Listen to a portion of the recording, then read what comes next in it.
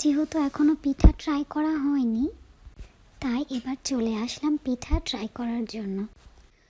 যাই হোক, এখন আমরা ছাদের উপরে কিছুক্ষণ মজা করব। আসসালামু আলাইকুম, আমি তাসমিয়া তারিন। কেমন আছেন সবাই? আশা করি ভালো আছেন। আলহামদুলিল্লাহ, আমিও ভালো আছি। তাই আজ আমরা চলে আসলাম পিঠা উৎসবে। আর এই পিঠা উৎসবটি আয়োজন করা হয়েছিল পিস স্কুলের পক্ষ থেকে, যেটি রাজশাহী তেরোখাদিয়া স্টেডিয়ামের পশ্চিম দিকে অবস্থিত। এবং যেহেতু এটা স্টেডিয়ামের কাছাকাছি ছিল, সেই জন্য ওনাদের এই প্রোগ্রামটি আয়োজন করেছিলেন তেরোখাদিয়া স্টেডিয়ামের ভেতরেই। ওনারা বছরের বিভিন্ন সময় ভিন্ন ভিন্ন ধরনের উৎসবের আয়োজন করে থাকেন। এটি মূলত একটি মাদ্রাসা স্কুল, আর এখানে দুই ধরনের শিক্ষা ব্যবস্থাই রয়েছে, ইংলিশ এবং বাংলা। সো চলেন আমরা এখন স্টলগুলো একটু ঘুরে ঘুরে দেখি ওনারা কী কী আয়োজন করেছেন, আর তার সাথে উপভোগ করি বাচ্চাদের সুমধুর কণ্ঠে গাওয়া সুন্দর সুন্দর নাসিদ ও গজল।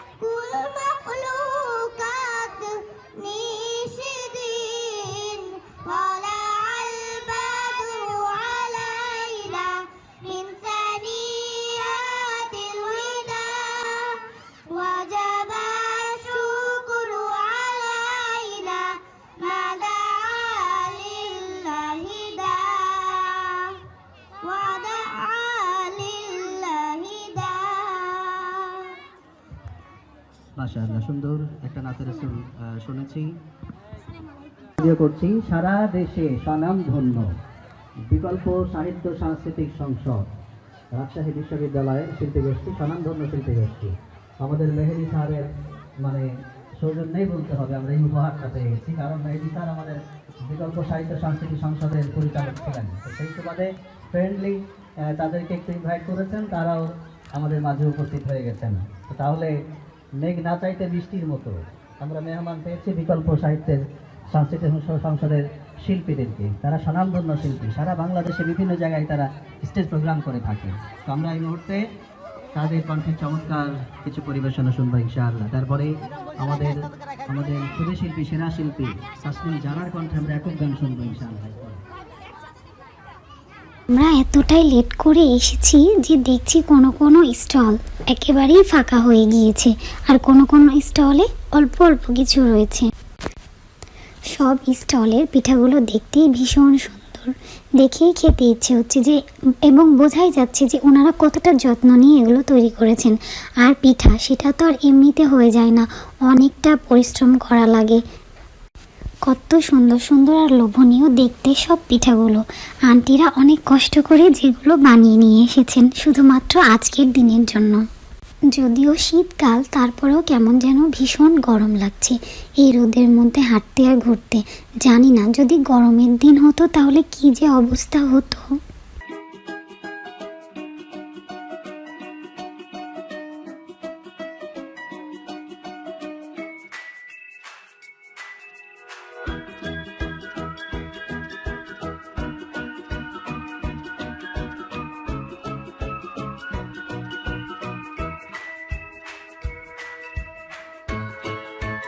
শুধু যে বাচ্চারাই পার্টিসিপেট করছেন তা না, এখানে এসেছিলেন রাজশাহী বিশ্ববিদ্যালয়ের বিকল্প শিল্পী গোষ্ঠীর ভাইয়ারাও।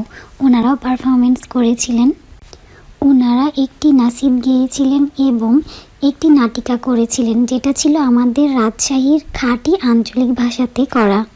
কাছে রে হে রাসূল, তোমাকে ভুলি আমি কেমন করে, হে রাসূল তোমাকে ভুলি আমি কেমন করে। খে না খে দিন প্রচারের কাজে নিজেকে দিয়েছ বিলিয়ে, তায়েফের কাফেরেরা চিনল না সে আলো, দুষ্টু ছেলেদের পিছু দিল লেলিয়ে।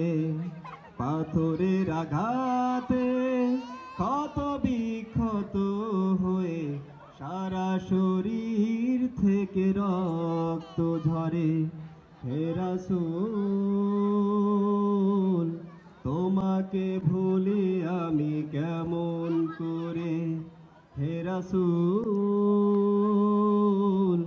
তোমাকে ভুলি আমি কেমন করে। লেখাবে তুই আয় আয় তাড়াতাড়ি আয়, পড়তে বস তাড়াতাড়ি আয়। আয় ওই ওই কেন আমার বাড়িতে আসছে? রে ওই আসলো তো, তোর সমস্যা কি?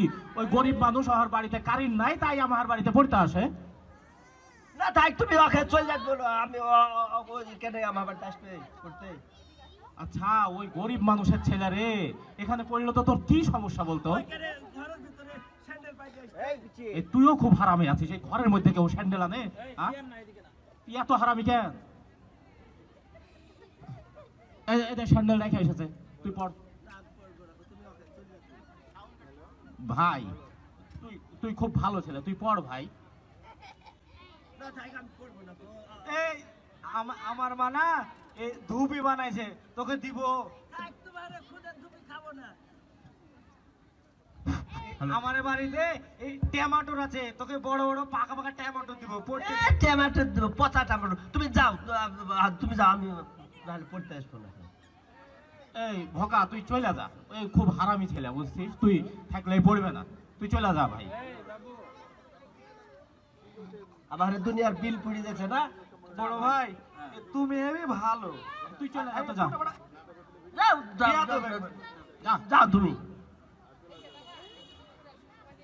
এবার খুশি হয়েছিস? এত হারামি হয়ে আছিস তুই, পড় তাড়াতাড়ি। পড়বো সরেয়া। যাই হোক, ঘুরতে ঘুরতে অনেকটা টায়ার্ড হয়ে গিয়েছি, তাই এসে পানি পান করলাম। যেহেতু এখনও পিঠা ট্রাই করা হয়নি, তাই এবার চলে আসলাম পিঠা ট্রাই করার জন্য। আমি আমার পছন্দ মতো পিঠাগুলো নিয়ে নিচ্ছিলাম। এবার সেগুলো ট্রাই করার পালা। সো চলো খাই খালামণি। চমৎকার হয়েছে খালামণি। এক খালামণির সাথে এসেছি ট্রাই করার জন্য অন্য খালামণির হাতের পিঠা। আমার এই খালামণি অনেকটা যত্ন নিয়ে আর অনেকটা কষ্ট করে পিঠাগুলো বানিয়েছেন, আর খেতে তো ভীষণ মজা হয়েছে এই পিঠাগুলো। খাওয়া দাওয়াও শেষ, আর তার সাথে এই প্রোগ্রামটিও শেষ হয়ে গেল। আর বাসায় ফেরার পালা। তবে আমাদের বাসায় যাচ্ছি না, যাচ্ছি খালামণিদের বাসাতেই। আর চলে আসলাম খালামণিদের বাসার ছাদেই, ছাদ থেকে ভিউ নেওয়ার জন্য, আর উঁচু থেকে একটু আছে শহরটা দেখার জন্য। আর খালামণিদের বাসার পাশেই রয়েছে হোটেল রয়্যাল রাজ। খালামণিরা হলেন এই হোটেল রয়্যাল রাজের প্রতিবেশী।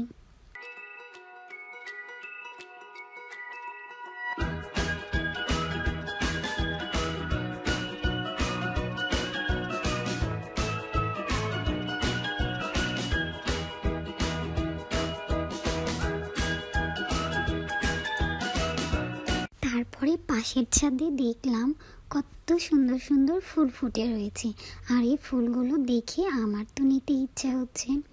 যদি যাওয়ার ব্যবস্থা থাকতো তাহলে আমি গিয়ে কিছু ফুল চুরি করে নিয়ে আসতাম।